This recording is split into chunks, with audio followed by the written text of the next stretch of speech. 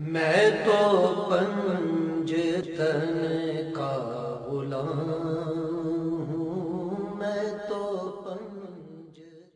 عزیزان ایمان اس جگہ اور اس مقام پر دیکھتے کہ کیا منزل ہے کہ جہاں پر یہ شجاعت کی منزل ہے کہ ایک حصے پر غلبہ رکھنے والے کا نام علی اکبر، آدھے حصے پر پورا غلبہ رکھنے والے کا نام جناب ابو الفضل العباس، اتنے اعتماد اور یقین کے ساتھ کہہ رہے ہیں کہ جیسے کہ کل کو اجازت ملے گی تو پھر ہم تلوار کی دھار پر تمام دشمنوں کی گردن کو رکھ کر کے بتائیں گے کہ ہم بنی ہاشم اور ہم علی کے دلارے، ہم علی کے شیر ہیں، ہم جو ہیں جناب محمد مصطفیٰ کے جو ہیں وہ شیر ہیں۔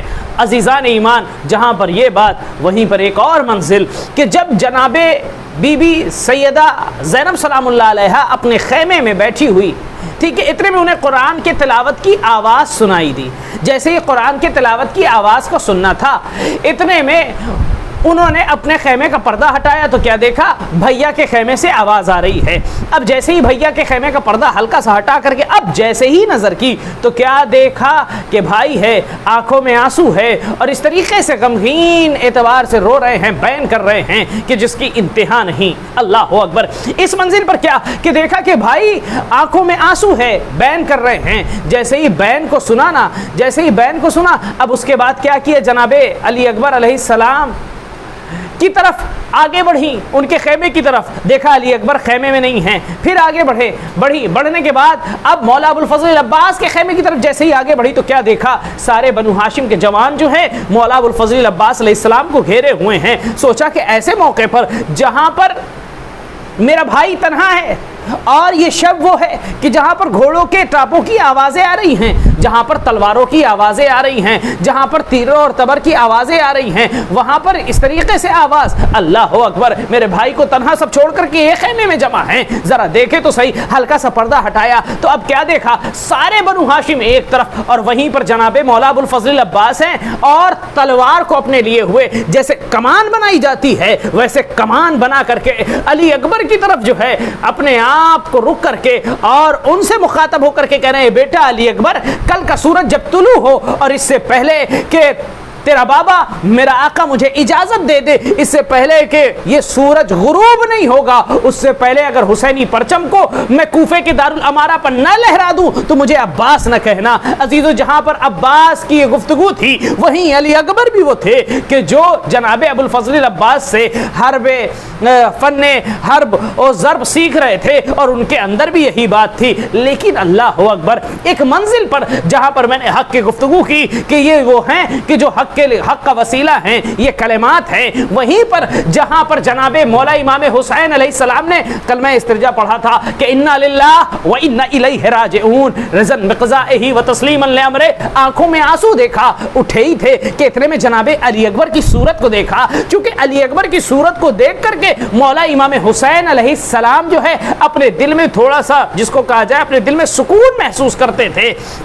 اللہ اکبر۔ جیسے ہی یہ آواز کو سنا، کہا بابا یہ کیا بات ہے؟ آج آپ کے زبان سے کلمہ استرجاع سن رہا ہوں۔ جیسے ہی کہنا تھا، کہا بابا کیا؟ کہا کہ اصل میں جو دیکھ رہا ہوں کہ ہمارے پیچھے پیچھے موت چل رہی ہے۔ اللہ اکبر۔ جیسے ہی کہنا تھا، ایک دنیا والوں کو سمجھانے اور بتانے کے لیے سوال تھا یہ، کہا بابا کیا ہم حق پر نہیں ہیں؟ اللہ اکبر۔ جیسے ہی کہنا تھا، مولا امام حسین علیہ السلام نے کہا، اے بیٹا ہم ہی تو وہ ہیں جو سراپا حق ہیں۔ جیسے ہی کہنا تھا، اب مولا علی اکبر علیہ السلام نے آواز دی۔ آواز کیا تھی؟ کہا کہ اے بابا پھر تو یہی کہ اگر چاہے ہم حق پر، چاہے موت ہم پر آ پڑے یا ہم موت پر آ پڑے، حق حق ہے۔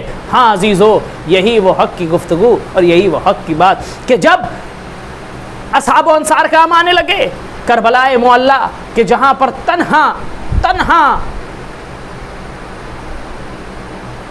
علی اکبر بار بار آ کر کے اجازت مانگنا چاہ رہے ہیں، لیکن ہے کہ اجازت نہیں مل رہی ہے۔ لیکن ایک مرتبہ چونکہ واجب ہے جہاد، جب امام آواز دے تو ایک مرتبہ آئے، آنے کے بعد جیسے ہی کہا بابا اب تو مجھے اجازت دیجئے، جیسے ہی کہنا تھا اب اتنے میں کہا ٹھیک ہے بیٹا اجازت تو ہے، لیکن جاؤ اپنی پھپھی سے پوچھ لو۔ ہاں عزیزو، جا کر کے اب سوال کیا، ہاں اجازت ملنا شروع ہوئی۔ لیکن روایت یہ بتاتی ہے کہ جب علی اکبر نے الوداعی سلام کیا ہے تو خیمے کے پردے کئی مرتبہ اٹھے ہیں، کئی مرتبہ گرے ہیں۔ اللہ اکبر۔ اور امام حسین علیہ السلام نے جب جب اجازت علی اکبر کو دی ہے تو آواز کیا دی تھی؟ اے میرے پروردگار، میں اس کو جو ہے تیری راہ میں قربان کرنے جا رہا ہوں جو گفتار میں، کردار میں ہو بہو تیری ہم شکل پیغمبر ہے، ہو بہو تیرے حبیب خدا کی شبیہ ہے۔ ہاں عزیزو، حسین نے جب بھیجا ہے تو روایت بتاتی ہے، ہم جہاں پر بیٹھے ہوئے یہ گلیاں جن سے گزرے ہم لوگ ہیں، روایت کہتی ہے کہ امام حسین علیہ السلام نے جیسے ہی اجازت دی علی اکبر گھوڑے پر سوار ہوئے، جب جیسے ہی چلنا شروع ہوئے تو اتنے میں چند قدم گھوڑے کے آگے بڑھے ہوں گے کہ اتنے میں احساس یہ ہوا جناب علی اکبر کو جیسے کوئی ہے کہ جو پیچھا کر رہا ہو۔ اللہ اکبر! اب جیسے ہی پیچھے مڑ کر کے دیکھا تو کیا دیکھا؟ جیسے ہی پیچھے مڑ کر دیکھا تو کیا دیکھا؟ ارے بابا ہے، جیسے بچے گھٹنیوں کے بل چلتے ہیں ویسے زمین کربلا پر گھٹنیوں کے بل علی اکبر کے پیچھے پیچھے آ رہے ہیں۔ اللہ اکبر!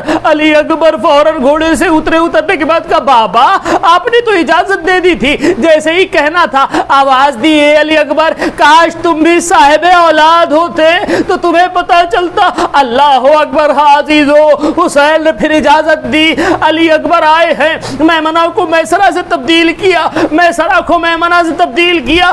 عزیزو، حسین کا یہ بیٹا، حسین کا یہ جوان اللہ اکبر تلوار چلاتا جاتا ہے اور کہتا جاتا ہے میرے بابا کو کیا تم نے مجبور سمجھ رکھا ہے؟ اللہ اکبر! گفتگو ہوتی رہی یہاں تک کہ ایک مرتبہ جناب علی اکبر کو دیکھنے کے لیے حسین ایک ٹیلے پر سوار ہوئے کھڑے ہوئے اور وہاں سے علی اکبر کی وہاں آ رہی اور حرب و ضرب کو دیکھ رہے تھے کہ اتنے میں چہرہ اترتا جا رہا تھا حسین کا۔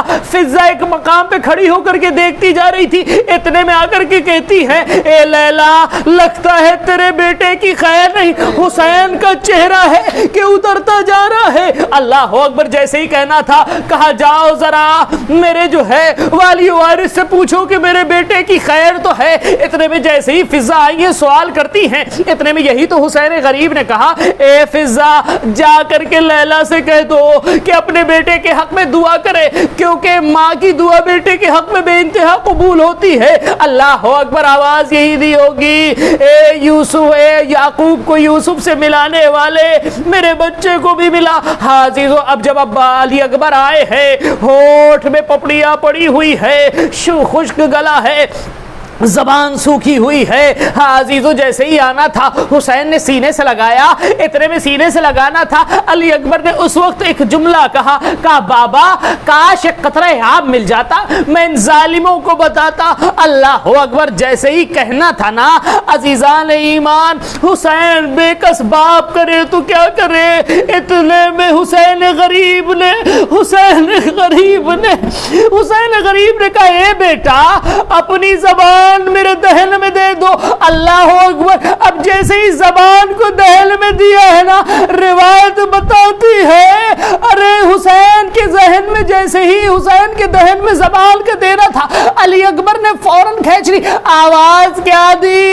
اے بابا آپ کی تو زبان میں کانٹے پڑ گئے ہیں۔ اللہ اکبر! عجب نہیں حسین احساس دلانا چاہتے ہو؟ اے بیٹا یہ تیرا باپ وہ ہے کہ جو اتنا پیاسا ہے کہ اس کے زبان میں کانٹے پڑے ہوئے ہیں۔ ہاں علی اکبر اب چلے ہیں، اب جب چلنا تھا نا مہازارائی حرب و ضرب کرتے رہے، تلوار چلاتے رہے، لیکن دھوکے سے اس طریقے سے ایک ایسے نیزے کی انی لگی، ارے جیسے ہی نیزے کی انی کا لگنا تھا ہاں عزیزو اس ظالم نے ایسے کھینچا کہ جناب علی اکبر کے سینے میں وہ نیزے کی انی چبھی رہی، ارے گھوڑے پر سنبھل نہ سکے، زین سے زمین پر آئے۔ آواز دی بابا ہاں حسین اب جیسے ہی اپنے بیٹے کو زین سے زمین پر آتا دیکھتے ہیں نا تو اللہ اکبر روایت بتاتی ہے کہ جب مقتل پہنچے ہیں، جیسے ہی مقتل کا پہنچنا تھا، اتنے میں کہا جاتا ہے مقتل کا پہنچنا تھا،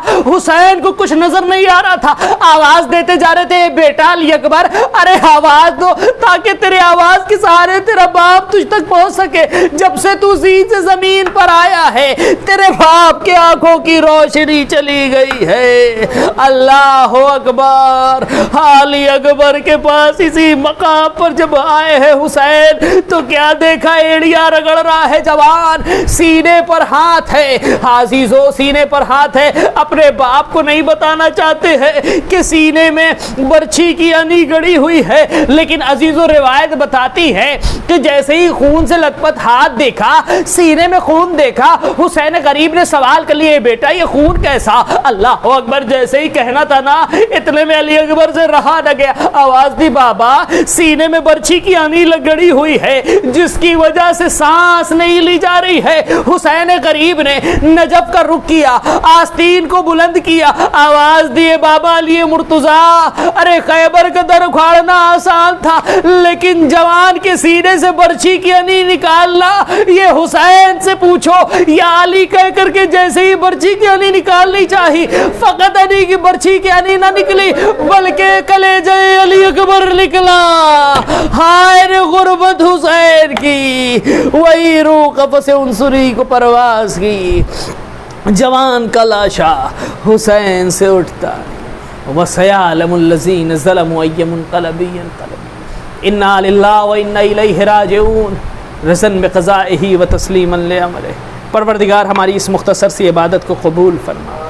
میرے معبود ہم پر عطائے کرم عطائے رحم فرما، ہمیں کوئی غم نہ دے سوائے غم مظلوم کربلا کے۔ جہاں کہیں بھی مولا کے چاہنے والے، مولا کے ماتمدار، مولا کے غم گسار ہیں، ان کی جان مال عزت آبرو کی حفاظت فرما۔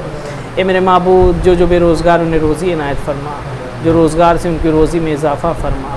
جہاں کہیں بھی پریشان ہے ان کی پریشانیوں کو دور کر دے۔ پروردگار عزت و سربلندی عنایت فرما، ہمیں بہتر سے بہتر علم اور علم کے ساتھ عمل کرنے کی توفیق عنایت فرما۔ اگر اس اثناء میں ہم سے کوئی غلطی ہو گئی ہو، گناہ کبیرہ و صغیرہ، سب کو بخش دے۔ میرے معبود تو سے التجا ہے، زمانے کے امام زمان علیہ السلام کے ظہور میں تعجیل فرما، ہم کو ان کے اعوان و انصار میں شمار فرما۔